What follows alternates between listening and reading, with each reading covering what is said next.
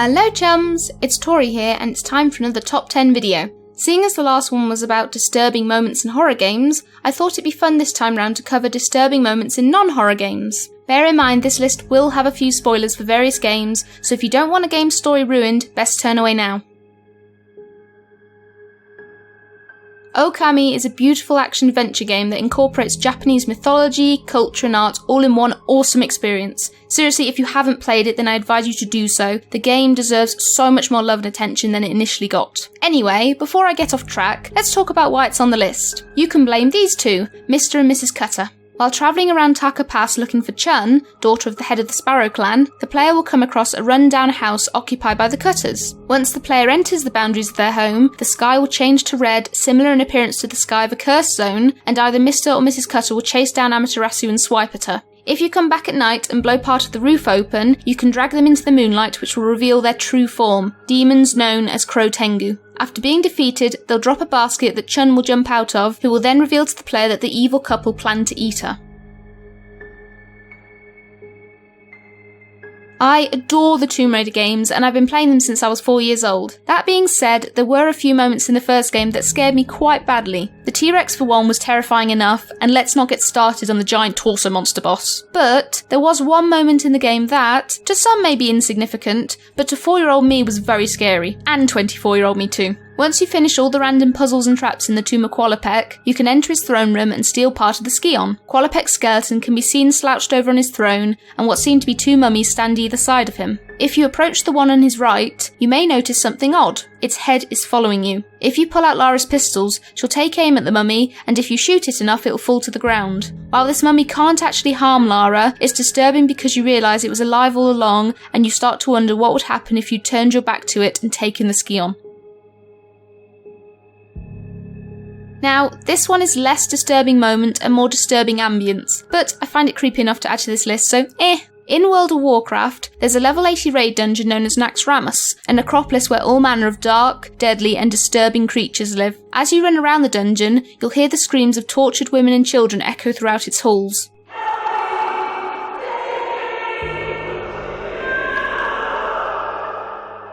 That alone is creepy enough, but wait until you learn about Thaddius, a stitched-up giant sort of like Frankenstein's monster. After a long and arduous fight, Thaddius finally falls to the ground, his last words, "Thank you."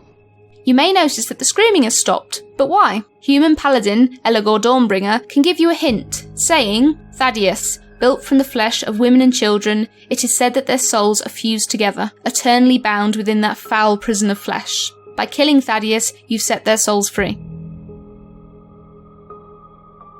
There's nothing particularly special about Just Cause 2, it's your typical shoot 'em up, open world, use the grapple hook everywhere kind of game. However, one area was so out of place and creepy that I just had to add it to this list. When you look at the map of Just Cause 2, you'll notice an island at the top left. It's called Hantu Island, and it's a reference to the island from the television show Lost. If you fly over it, your plane will suddenly burst into flames and come crashing down. But don't worry fans of Lost, the surprises don't stop there. There's a giant search message written in the sand, another crashed plane, and even a mysterious bunker hidden in the jungle. Also, you may realise you're being stalked by a mysterious shadowy being.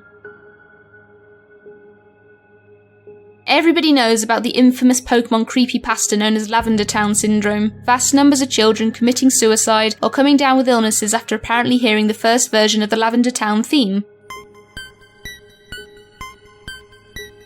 Now, that's darn freaky, but it was also made up by bored 4chan users or the like. However, that's not to say there aren't other creepy goings-on in the Pokemon franchise that are genuine. Take Pokemon X and Y for example. While travelling around Lumiose City, the player can enter a building and use the elevator. There's nothing particularly special about this building, but when you head to the second floor, the music will stop, the screen will turn black, and a ghost-themed trainer will be standing behind you. She then slowly floats past you, muttering, "No, you are not the one."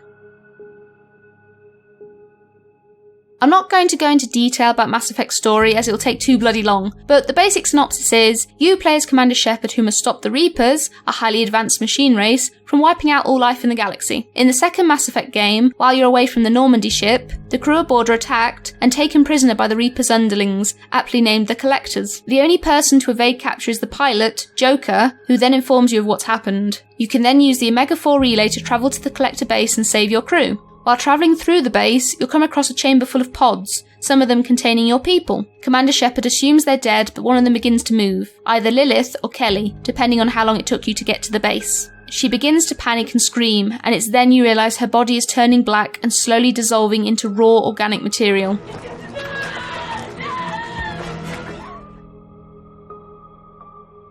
I could easily make a whole list of disturbing moments from the Drakengard series alone, but I've told myself I'm only allowed one per franchise. The first Drakengard game has 5 different endings, but it's ending D and the events leading up to it that we're focusing on today. After the main antagonist is killed, all hell breaks loose as cracks of light appear in the sky and down descend giant man-eating babies known as grotesqueries. Not long after, Ariosh, a crazy she-elf with a taste for children's flesh, gets her comeuppance when the grotesqueries pile on top of her, rip her to pieces and devour her body. If that's not messed up enough for you, a giant grotesquerie known as the Queen Beast appears and begins to eat everything in sight. The protagonists, Kaim and Angelus, realise they only have one option. Using their companion Sia, they must freeze time and stop this assault once and for all at the cost of their own lives.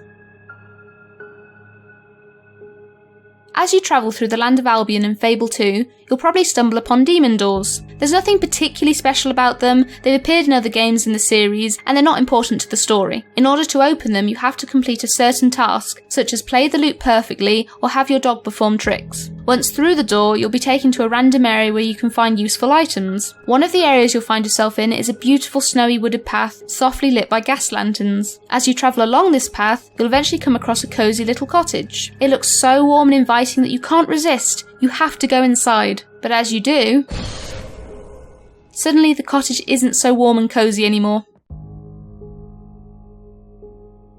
I've never actually played any of the Zelda games, I've only ever been an observer. But, even as a viewer, one moment sticks in my mind more than anything. That darn moon falling from the sky and destroying Termina, all because you took too long to stop the bad guys. Before the events of the game, the moon was just your average celestial body. That was until the Skull Kid, the primary antagonist of the game, used the Majora's Mask to send the moon slowly crashing into the land. The idea of the moon destroying everything is terrifying enough, but just look at its face. The giant glowing eyes, those gritted teeth, and no matter where you go, the moon is always there. This is supposed to be a kid's game.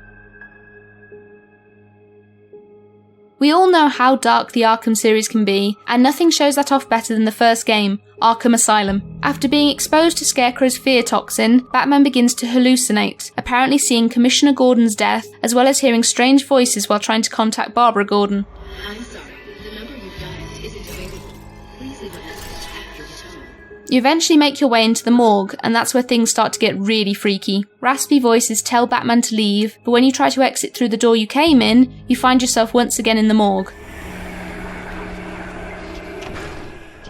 3 body bags lie on the tables. 2 contain the bodies of Batman's father and mother. And the 3rd...